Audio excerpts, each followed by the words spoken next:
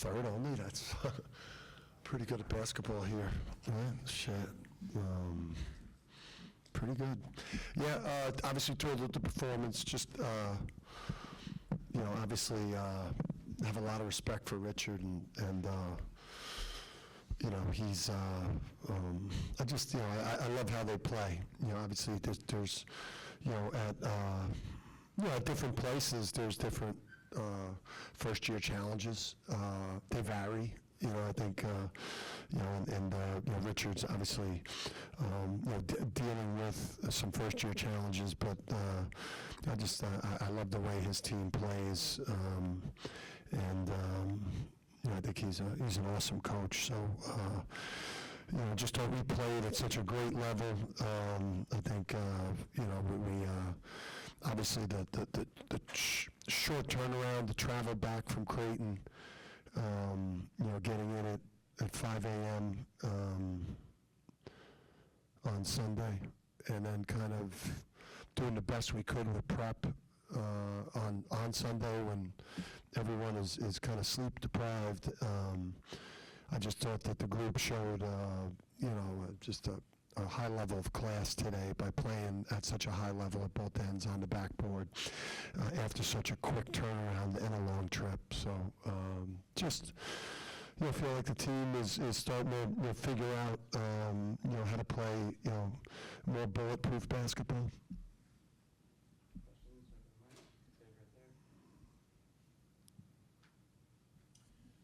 Yeah, I don't even know where to start. But, Silas with 17 and 8. Did he was left off the Pacuzzi mid-season list this week. I don't know if you're aware of that. Not aware. No, not. I really am not aware. Yeah? But now I'm aware, and now I'm gonna go fuck nuts. Well, so I guess you wouldn't know if that bothered him or not, or What's that? Well, I didn't know. Does he know? I don't know. I don't know who's on there. There's obviously a lot of deserving players, but we're one of the best teams in the country this year. We've played to it. Obviously our resume says what our resume says. He's played at an incredibly high level. I guess what hurts our players, I guess, in these types of situations is the balance. But I don't, so there's I guess there's 10 point guards better than him, two-way players. Yeah, but what you see with Silas, I think the most important thing with Silas is, he is, he's got he's the quarterback of a team that's got a chance to win some things this year, and he's playing his way into becoming an NBA player. So yeah, I don't know, right now I know he's getting the attention of a lot of NBA teams, and and again, I don't know the other 10 players, and I'm not going to sit here and take shots at them. But yeah, that's bullshit. That's just total bullshit. Can you talk about what you saw from Eric coming off the bench today, and also how you think he's really settled in here at UConn? Yeah, it's not easy. I think and again, it's tough to compare players and different. But like with Donovan, he saw the big picture. Just as a freshman, he knew he had a senior veteran center that he was splitting the position with, and there were going to be games where Donovan played 30 minutes and he played 10, and the splits would be different. And Donovan and his family, Donovan and the people around him, his inner circle, they saw the big picture, they saw the development happening, they saw the progress, they saw the improvement. So you want Eric and you want Eric to be able to just understand that he plays in a tandem, in a dominant tandem that should look like this a lot for us, and I just hope he has the perspective that Donovan had when he was in the same position, because it worked out pretty well for Donovan. Dan, to follow that up, to have Eric follow up two big games, Creighton and now here tonight, with with St. John's up next on Friday and the front court that they have with Zuby and Hopkins and Mitchell, how important and how much more opportune was this stretch for him? Yeah, I just think for the group, getting the shot making going, just getting getting the rebounding going. I think, regardless of who our opponent is next, I mean, we're really, you're not thinking about who's next, the game out or 2 games out. I mean, you're really just locked in on, on who you're playing, and we're obviously look like we're doing a better job rebounding, a better job at the offensive end of the court, and that the depth is showing up again for us, which is, to have Jay Ross, to have Eric, today as good as they were off the bench, Jalen, that's what makes us tough to beat. Yeah, and just curious, because I asked you about the challenges the other day, how you challenge again tonight, and then they end up calling it flagrant. Like a worst case scenario. I was like, I didn't know that was possible. I got to go see the clip. I mean, it was just universal, though. I mean, it was clearly not off of Malachi, but to lose the challenge and it become a flagrant, it was just like, oh my God. I didn't know that was possible. Plus, I looked over, Malachi was coming off the court, and he had he might have broke his nose broken. So I didn't see the clip, but obviously I didn't know that. You could now, I thought it was just about possession. And knowing when you're looking at the iPad, you're not looking to see, you're looking for possession. You're not looking at saying like, yo, they could call a flagrant. Dan, now that you're through this one and able to lock in on the next, what kind of challenge and opportunity does Friday at St. John's present? And, seeing that you seem like you're playing some of your best basketball right now, it's an intriguing matchup like this, an important matchup like this coming at a time for you guys. Yeah, it's, for us, we're in our quest to win the, regular season Big East championship, it's just, it's the next game. Obviously, there's we've been consistently strong this year, both in the non-conference and in conference play. And then St. John's has, really picked up its play in Big East play. So, for us in our quest to try to win the regular season, they're trying to win the regular season. Villanova's in the mix to try to win the regular season. I mean, anytime, that the teams at the top of the standings play, they're real important games. So now, as this game ends and we get up tomorrow, we turn our focus there for the next 2 days. Obviously, it's a short turnaround for both teams. Probably a little more challenging for us because I don't know if they played over the weekend. Did they play over the weekend? Did they play? Yeah. They did not play over the weekend, so, we faced probably the additional challenge of playing Saturday in Omaha, playing Tuesday, and then getting a quick 2 days. So, we got to do a great job of getting our guys, fresh, and I've already promised them I'm not going to over-practice them. Hey, Coach. The last couple of games, you guys have just been dominating out there. Mm-hmm. Do you think you're still working with a group of nice guys, or do you think they're starting to get a little meaner? No, they're still nice guys. They're just making more shots. Yeah. I think though, I think the group, it's just it's taken some time just for people to get comfortable and we dealt with injuries and obviously in the non-conference, and then Braylon catches the concussion and misses a week, and we just have had a lot of shit go on this year with the team, but I think this is who we believe we can be. We think we are. When you look at Alex Calabrine and Braylon Mullins and Solo Ball and Silas Demery, and Jay Ross off the bench and Jalen Stewart, like we've got guys that can make shots and firepower. We've got 2 centers that can really rotate in and be as good as or be as good or better than any 2 center tandem in the league. I mean, we've got an excellent backup point guard in Malachi Smith. I mean, this is sometimes it just takes you a while to get there. Dan, in the first half, you had a 17-1 advantage in assists. Can you elaborate what was really working on both ends of the floor in the first half? Yeah, just doing the right thing. I mean, the best offenses, You know, they move off ball. You know, they move off ball with pace. You know, they screen off ball, they screen on ball. They throw it in the post, they hit the roller. You know, they get downhill driving it. I just, you know, we have a lot of, you know, different ways that we can attack people.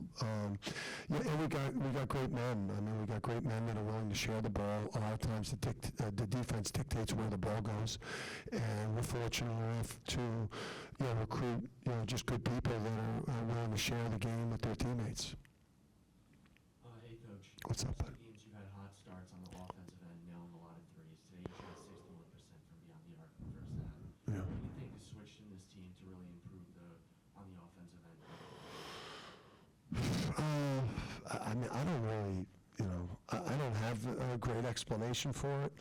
You know, I don't know, shot quality. I think if you look at shot quality last year, I mean, you look at shot quality 23 and 24, and this year, I mean, we haven't changed anything offensively. Obviously, you add wrinkles to different things as you prepare for opponents because you know they're going to be prepared for primary things you're doing, so you prepare, you know, wrinkles in different ways. But to get the ball where you want to get it, to shooters, to posters, to rollers, to cutters, I mean, we're getting the same types of looks. We haven't changed anything on offense. It's like we're just starting to make shots at the clip and at the level that this team should be making shots. Dan, Silas, 3 for 5 today. He's over 45% from 3 on the season. But he's not on the list. Highest in his career. But he's not on the list. You talked about It's fucking teams. We were 2, but we dropped to 3. But right, we were 2, but we dropped to 3, and then he didn't get on the list. All right. earlier in the year. You talked about him finding those spots to take his shots, and he didn't take a ton of threes early on. Yeah. How have you seen that progress throughout the year? Yeah, I just think it takes a player time. I mean, it's like, it's not easy to be the quarterback with, like, you know, bigs that are really good. He's got all these guys on the wing that, like, need the ball. I mean, he's the quarterback of a very talented team, like, with a lot of weapons out there. So it's like, it's not easy to figure out, like, how to go get your own, you know, how to shoot, score, create, get to the rim, get your own, but then also get Baylor enough shots, get Solo enough shots, get Alex enough shots, get the centers the ball, get, you know, the guys off the bench shot. I mean, it's not easy to be a quarterback of a team that, you know, has got the type of, like, guys we have on offense. So it's taking him time to figure it out. But while he's done that, he's changed our defense completely. You know, he's been just this incredible ball hawk. So. And Jaden, I think 5 for 6 for 3 the last 2 games. I mean, have you been looking for him to be a little more aggressive offensively, look for a shot more?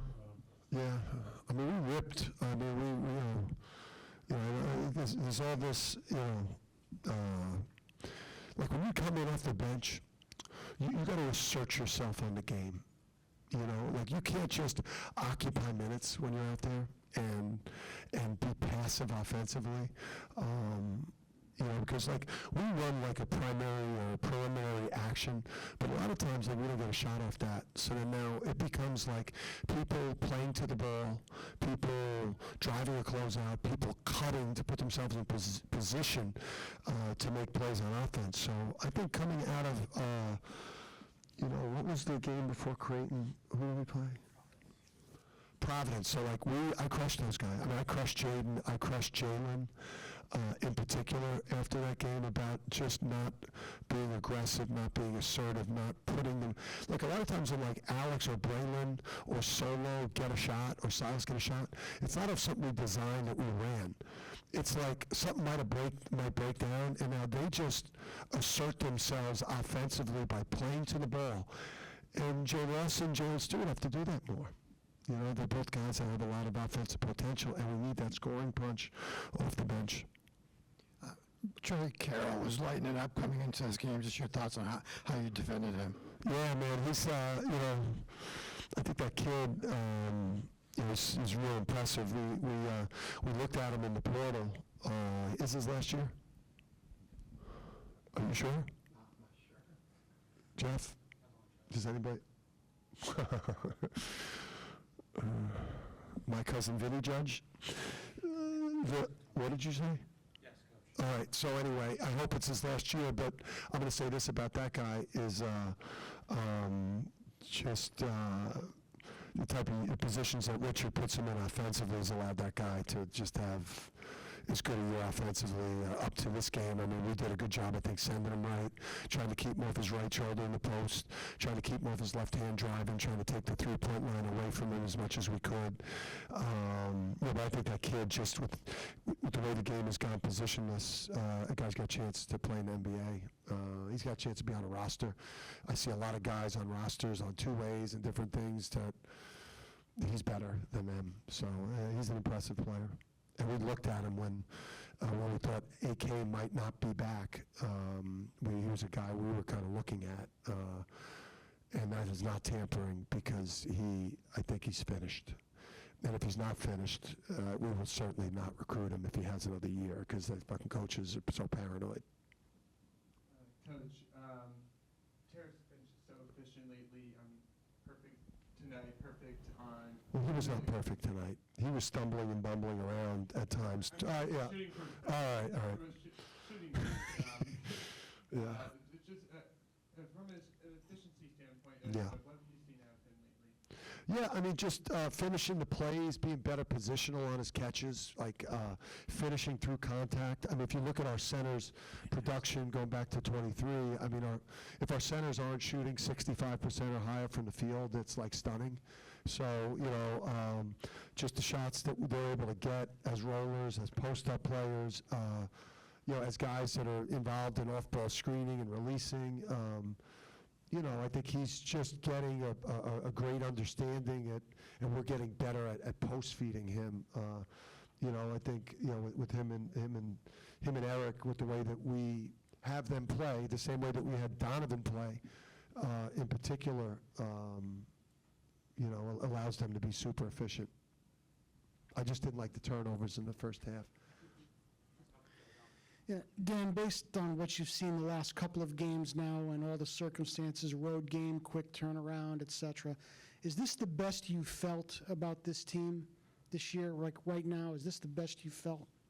I mean, winning those games versus teams, I mean, I see obviously there's teams that we beat that are ranked, I guess, efficiency-wise ahead of us, in Ken Palm or whatever these analytical things are to judge how good a team is or what have you, which seems strange because we beat those teams, but obviously, we haven't always been good at beating average teams or not great teams by a lot of points, so now our metrics will go up a little bit.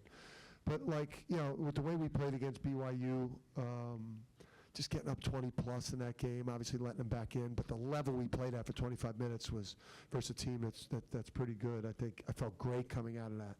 The Illinois game at the Garden, the Florida game at the Garden, winning at Kansas without Terrace. Going out on the road at Seton Hall, winning that game under those circumstances, getting a big lead, obviously having to hold on. At times, the team has showed what we're capable of, but the fact that now we're showing more dominance. Like we've cleaned up the rebounding, we've cleaned up the offensive end of the court. This is, closer to the expectations. But winning all those hard games with like Terrace hurt, Braylon hurt, like I was really high on the team because not a lot of teams would have been able to do that with the non-conference schedule that we played. Because like we had, we took care of business in the non-conference. Took care of business with our one lone loss being to the clear number one team in the country, clear best team in the country. So, I'm proud that, you want to be able to walk away and say you had a full season. The best teams in the country, they have full seasons. They play great in the non-conference, they play great in Big East Conference play, and then they're ready for March. You guys started on a 14-2 run. 10 of those points came from Braylon Mullins. How would you say he's built from the start of the season to now, and do you think there's much improvement left from this team? Yeah, I think he's just getting started. And again, I'm done, with talking people out of here. Everyone's going to go through a process of, when they're ready for the next step in their career. Braylon is such a down-to-earth kid and just such a sweet kid and a and a focused kid that he's just literally, he's just such a small circle, and he's not on social media, and he doesn't have a million people in his ear and his family ear. He's just like, that's what tells me the guy is I think he's just going to keep surging. I think you're going to see even more dynamic nights from him. I'm excited to see the above the rim stuff, like him out transition today, getting on the rim. I think you're going to see this guy on the rim a lot more, mixed in with bomb threes and great pull-up game and clever passer, and the guy guards. Thanks, guys.